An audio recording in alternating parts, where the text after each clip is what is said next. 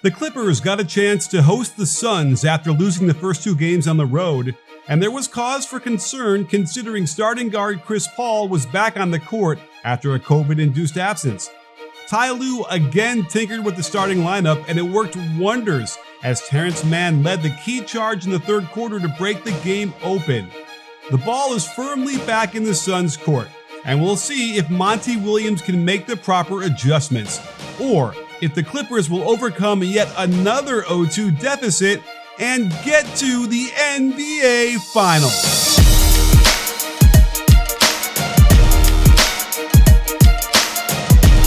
This game was close throughout the first 26 minutes, despite getting terrible shooting from their backcourt, as it was clear Chris Paul was rusty after his layoff, Devin Booker didn't like his mask, and the on-ball defense by the Clippers was completely stifling and overpowering. Paul George wasn't much better, hitting only 9 of his first 26 shots, but grabbing 15 boards and dishing out 8 assists. But here's when the game completely shifted in the Clippers' favor. It all starts when Terrence Mann and Ivica Zubac run a two-man game on the right side. Bridges is clearly okay with Mann shooting the outside shot as he goes under the ball screen twice. But Mann doesn't take the bait, squeaks by in the baseline, and Bridges was in position to erase this shot with his long arms, but appears worried about the foul and allows the layup. Watch Patrick Beverley. He's got one job: harass Devin Booker. It's rare to see a professional ball handler have to work this hard just to get it across half court, and it speeds Booker up into this pick and roll. Zubac does a nice job to contain and recover. Unclear why Ayton double pumps this, and it's off by a couple of inches. The Suns' defense was stifling on its own in the first two games, but with Chris Paul getting back in transition, he doesn't realize he's not guarding anyone until the ball's at the three-point line. By then, it's way too late as Mann waltzes all the way to the rim for the nice layup over the Ayton contest. If you study CP3 closely, you'll notice that he calls most of the offensive possessions while bringing it up. This call is signaled with the clapping of the hands, and you'll then notice the Clippers bench alerting the defense to this play as well. Crowder makes a shallow cut to the left wing while Ayton ball screens for CP3 back to the right.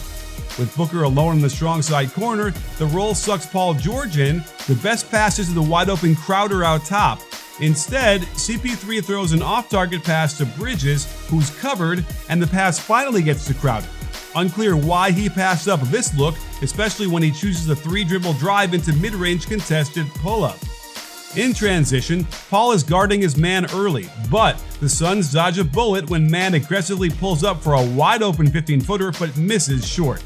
Chris Paul brings it up again on the jog, signaling for another spread pick and roll, and he leaves his man way behind, getting the sidestep 13-footer that is his bread and butter. But credit to Zubac for a good contest that influences the miss. The little things that go unnoticed often loom large, like Zubac taking off in a full sprint down the court. Ayton does not hustle, assuming this is a dunk, and is then not in position to either grab the rebound or defend the hustling Mann, who puts the layup back in. Out of the timeout, watch Mann harass Chris Paul into almost losing the dribble and turning it over on a backcourt violation. The Suns eventually get into some good action, although the timing was off significantly. Chris Paul wants to pivot and pass to Ayton, but he has to wait until Ayton gets in position. Now, the backdoor cut by Bridges shouldn't start till Ayton looks that way, but Bridges is early, wasting a good cut. That cut was going to force Paul George to help, opening a pitch to Crowder, but Crowder was way too early coming up. Meanwhile, Booker nails the timing of his backscreen for Ayton, but credit Beverley for the hustle and Reggie for rotating to stop the layup, but it does lead to an open three that they can't hit. While this run was bad for the Suns, it could have been even worse. That man open shot in transition was one, and now on this possession, the Suns shouldn't allow the Clippers to roll the ball up and add 6 seconds to their half-court possession. The misdirection was Paul George circling Zubac to pop out on top for a catch.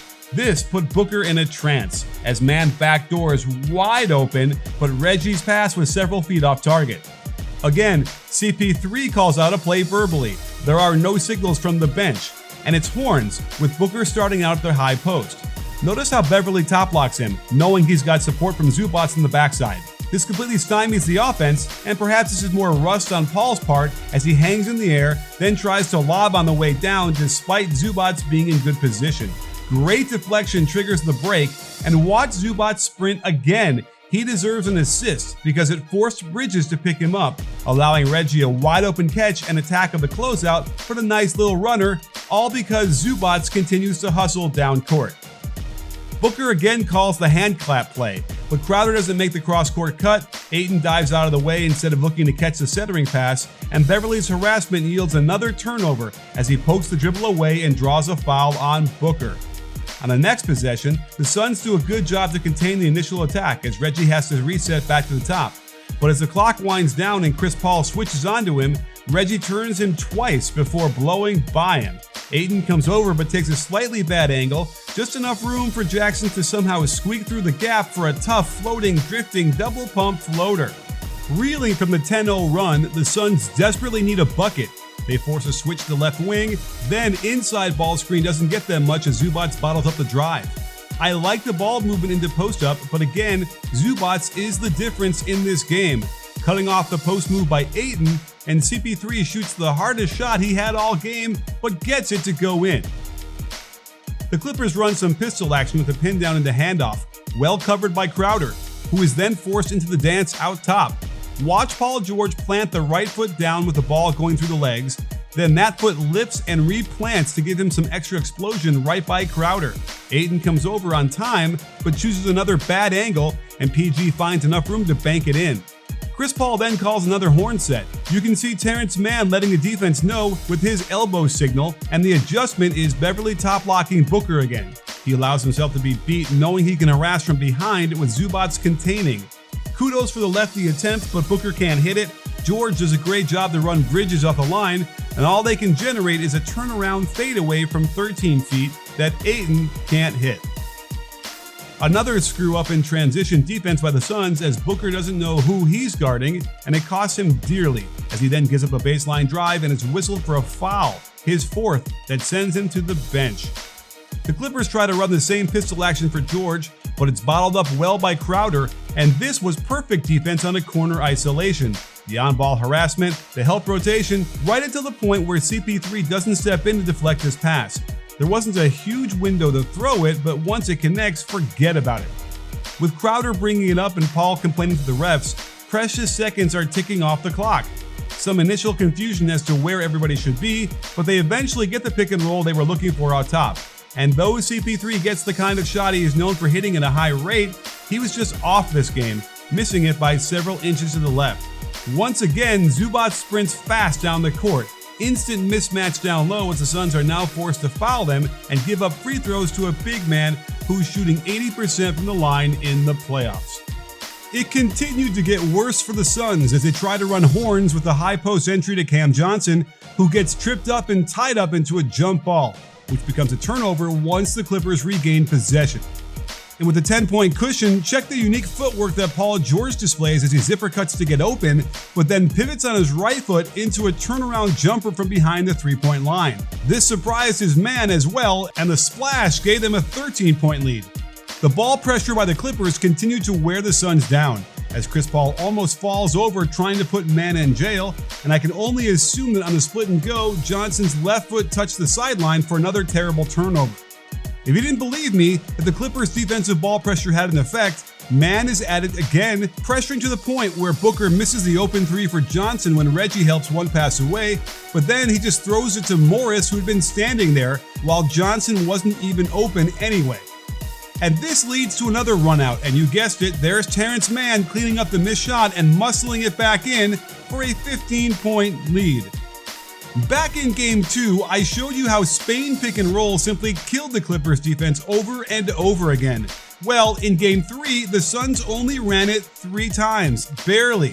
And 2 of the possessions were so deep in the fourth quarter, the game had already been decided by then. The only explanation I can come up with is that Chris Paul had control over every play call like I had showed you earlier, and it's a set he doesn't like to run that much, despite getting 4 points on 3 possessions and a wide open corner 3 on the one they didn't score on. If you're wondering how to properly guard Spain pick and roll, I brought in Shelvin Mack, who spent 8 seasons playing in the NBA and plays in the EuroLeague now, facing this type of pick and roll every single game. So Shelvin, thank you so much for coming on and deciding to help us break down what's going on, because clearly Spain pick and roll in Game 2 worked really, really well for the Suns and was instrumental in their win. But I feel like you have some thoughts on how the Clippers need to defend this if they're going to, maintain or stay in this series. Yeah, and I got a few suggestions I think that would work. With my basketball experience playing, in the NBA and overseas, especially being overseas this past year, a lot of teams run the Spain pick and roll. You get it from Spain. So I think I have a good way on kind of how to defend it. Now I'm glad to go over some clips with it with you. Great. Well, here's one from game 2 in the fourth quarter where they ended up running it nicely and got a mismatch down low with Šarić on man on Šarić. So, why don't you walk us through what you see happening here and what they could have done better to defend this? Okay, so in this clip, when I see the first thing is, a lot of people in teams, like the bottom dude will yell out Spain, Spain or something. And usually when he does that, the big never defends the pick and roll. So the first thing is defend the pick and roll. Like, this is what I've learned and taught, and I think it really works. So at the very beginning, it's just a ball screen. It's 2-on-2. The third dude is not in play. So if you defend the ball screen like you're supposed to defend the ball screen, hedge or whatever, he shouldn't be able to set a back screen. But the more you back up, you kind of roll into it. So that's kind of what happens here with Batum. He's backing up, and then I don't know sure who it is, but he sets the screen on him because he didn't defend the pick and roll. So I think that's kind of the problem that happened. And then also, if you want to switch it all, Rondo usually want to switch guard to guard, not with the big. And that's kind of what they did. They switched guard to big. But usually you'll have Rondo at the bottom. He'll just run towards the ball and stop the ball. And you can have Nick Batum keep backing up. And he'll get back to the big. And then Man and Rondo will switch. So it's no mismatch. So the key here, I like that. So you can basically call it, you can switch. The only people who can't switch is the center on the center. He's got to stay. Yes. Or most of the time, whatever the ball screen covers, if it's ice or hedge, defend the ball screen first. Don't worry about the other guy. I think a lot of times people try to do two things at once and it just messes everything up. Yeah. Well, I've noticed that too, where the big starts to get really, tries to get really, really low before the back screen comes. And then the ball handler just goes right to the basket for a layup. Yeah, that's the first thing. That's the first thing is like defend the ball. Another technique, they kind of do it on this play, is with your guy. If you're the low man, say if I'm Rondo and I'm the low man, my guy setting the Spain pick and roll, and I want to switch, I will force him into the side that the ball is coming off him. He kind of does it, and all he has to do is just jump towards the ball, run at the ball, and then man will take his guy. So everyone's still equal. Mm-hmm. But if the more you roll it, like Rondo's underneath the basket while Payne is at the elbow. And then that's when Batum feel like he has to get the ball because no one has the ball instead of keep backing up. Yeah. Because that's what he was originally trying to do, back up to his own guy. Absolutely. And as a result, then Šarić does a terrific job, which is very much a high-low pass, which we see in, very typical like college offenses against, man-to-man like that, and ducks in, gets that shot, and they have to foul. Yeah. He did what he's supposed to do. He has the small on him, duck in. And when you do that, that's why it's so tough to defend. There's so many different options to do it. Because if you run the Spain pick and roll, so if Cameron Johnson just slips out of it and it's not a Spain pick and roll, will Batum still do the same thing, or he'll defend it like a pick and roll? That's why I said at the very beginning, you kind of defend it as a pick and roll instead of a Spain pick and roll. For sure. Because if he slips out of that, Paul George becomes the bottom man and help. You still have everything the same. So you keep your same principles when defending the Spain pick and roll is every pick and roll. Wow. That's actually a great point. And certainly I know that the coaching staff, Ty Lue and everybody must be breaking this stuff down and looking at it. Probably had a sigh of relief that they didn't have to deal with it much at all in game 3. But I can imagine that this is what they're going to have to do when they run this in game 4 tomorrow night. It's going to be very tough to deal with, especially the level of talent players they're dealing with. Chris Paul and Devin Booker know when to slip, not to slip. Aiden knows when to slip and not to. Same way you showed the clip earlier. On Twitter, he just slipped out of ball screen. He didn't know how to do it. He's just reading, feeling the game. That's why it's so tough to guard. For sure. Well, Shelvin, thank you so much for jumping in here and breaking it down. I really appreciate it. And I appreciate you having me. It's like an annual thing. I love what you're doing on Twitter, following you. Appreciate it. You got it. Thank you. And we'll make sure we keep following you up in Europe and making sure you're doing some great things. Yes, sir. So keep your eye out in Game 4 for how the Suns run their offense and combat the intense pressure of the Clippers' impressive defense. Cam Payne was a huge loss for them in Game 3, and his absence really hurt the Suns. If he can't go, look for more of the same, as the Clippers tie this thing up at 2 apiece.